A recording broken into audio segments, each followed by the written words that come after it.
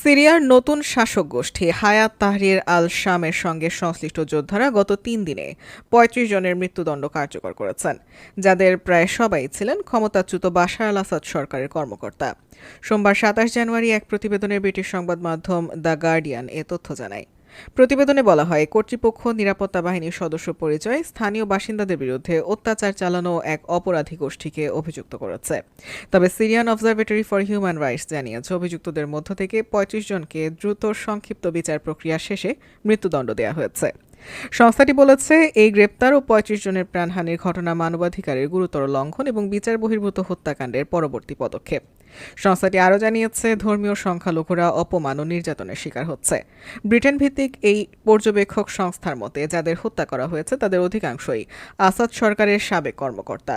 এসব কর্মকর্তার সবাই নতুন নতুন কর্তৃপক্ষের কাছে আত্মসমর্পণ করেছিলেন।